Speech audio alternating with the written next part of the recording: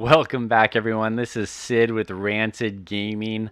With all of the packs that are about to be opened this weekend, and after getting the chance to open a chunk of packs over the pre-release weekend, and then also watching a lot of videos of people opening packs this week, it occurred to me that there still seems to be a lot of inconsistency and misunderstanding about what actually goes into the anatomy of a pack. So I thought I'd make a short video today breaking down the slots in a pack, exactly what you can get in each slot, and kind of what those really high rarity packs might look like. So it'll be a short video, but hopefully instructive. I see a lot of surprise and bewilderment still in pack openings when people get like 2 rares back to back, or they see multiple legendaries, or they see a base later in the pack than where they were expecting it. So hopefully there'll be some clarity here. A lot's been written about the distribution and the kind of anatomy of a pack, but I'm a visual learner and I kind of needed to see it and break it down visually before I really felt like I got a good grasp of it. So if you're in that same boat and you still aren't completely sure about what can possibly happen in a pack of Star Wars Unlimited, this video is for you. All right, so let's get started. For a first step, I just kind of want to break down visually what the different card slots are, and I kind of grouped together like card slots. So this is a pack of Star Wars Unlimited. If you were to open it in order, your first card would be a leader card every single time. Your second card will be a base card every single time. The next 8 cards will be common cards every single time. And then the next card will be your 9th common, always in order. But I've separated that 9th common card for a reason, because it's actually a special slot, that 9th common. And then you've got your first 2 uncommon slots, and then we've got a 3rd uncommon slot that's also special. That's followed by the rare and or, just or, the rare or legendary spot, and then the foil spot. So these are the slots that cards take up, and let me explain why I've separated them. I've separated them because some of these stacks, some of these possible pulls are going to be regular, and they'll always be regular. You'll get no interesting kind of variant cards within them, and then some of them have a chance for different variants. This is why when you open a pack of Star Wars Unlimited, it feels like kind of a big surprise every time you open it. You're not sure what you're going to get. The mix of hyperspace, foils, and hyper foils and rarities seems different from pack to pack, and it's kind of genius. It's a system, and we can kind of predict what you're going to see, or at least the possibilities of what you're going to see. But as a result, I think it makes for a really interesting pack opening experience because there's so much variety pack to pack. So let's look at that first slot, that leader slot. There's only 2 variations beyond just a regular leader that you can get in this slot, and that is a hyperspace leader or the very difficult to find showcase. That is the most chasiest of chase cards in Star Wars Unlimited right now. So you can get a regular leader, or you can get a hyperspace or a showcase leader. In that base slot, the only variation you can get from a regular base is a hyperspace base. Now, some of you might be saying, but wait a minute, I have a foil base. Yes, it is possible to get a foil base, but not in this slot. In this slot, it's only regular and hyperspace. Now, the next big stack, the commons 1 through 8, there is nothing special that's ever going to happen in those 8 cards. So you can kind of speed through those when you're opening a pack.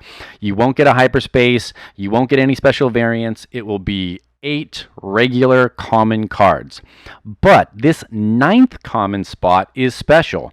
In that 9th common spot, you have a chance to get a hyperspace common. It will always be a 9th common, but it will sometimes be a hyperspace common.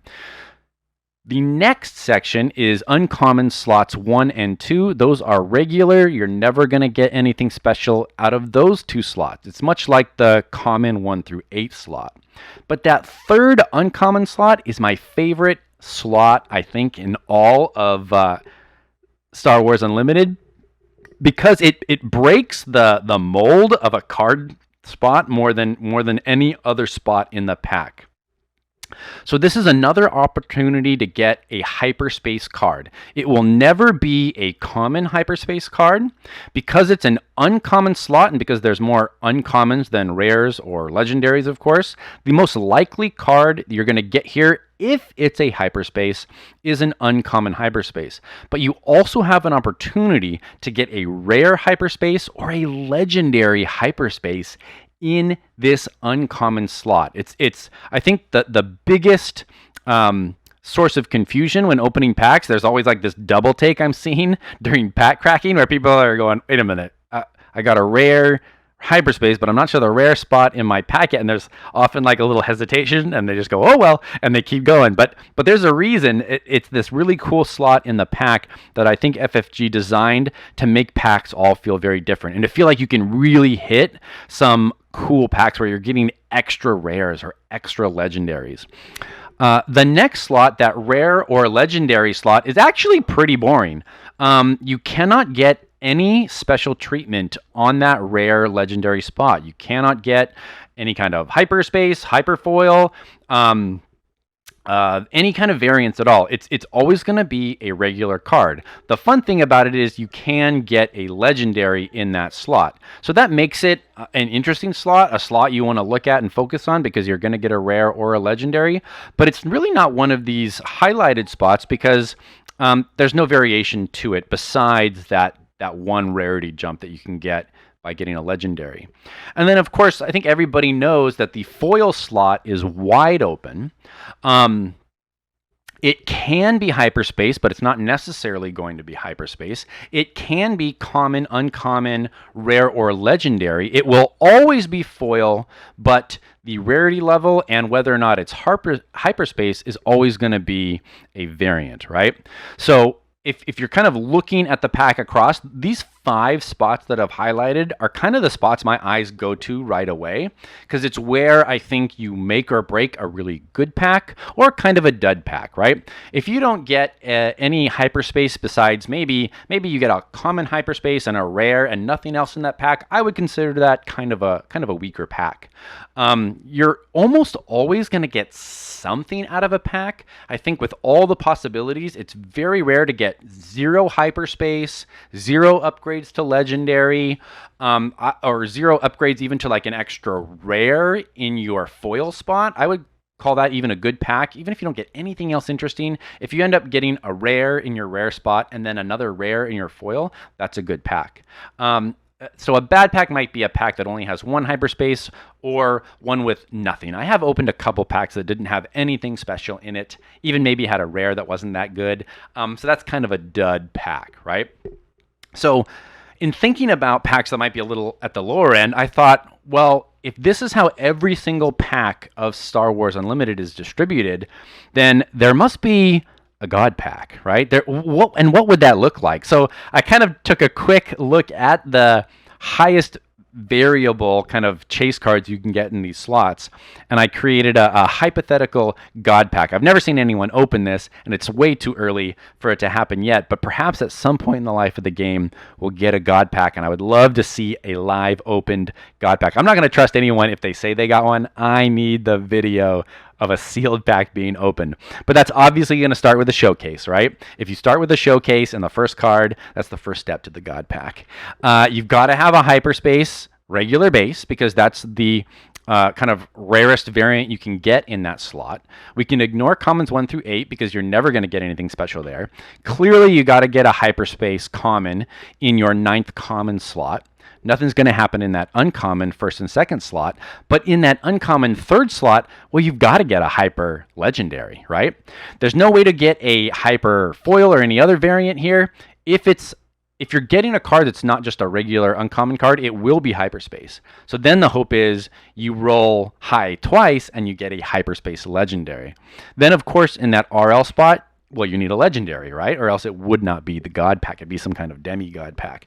And then in the final slot, you get the hyper foil legendary. So this is it. I hope someday someone opens this pack. It should technically be possible.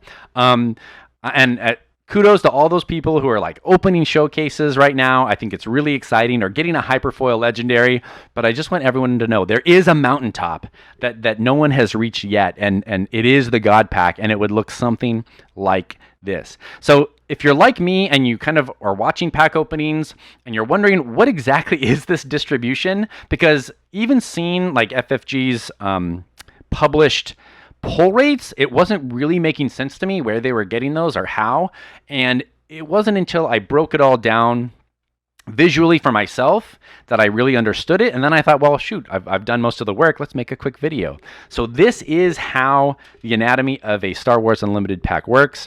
I hope you enjoyed it. If you did, please hit that like, please hit that subscribe. I cannot wait for launch on Friday. We're going to be opening a lot more cards. We're going to be building our collection. I think the next video will be a breakdown of how I plan to fill out my collection and get that all-important playset for being competitive. All right, y'all have a great week, and have fun this weekend for the launch.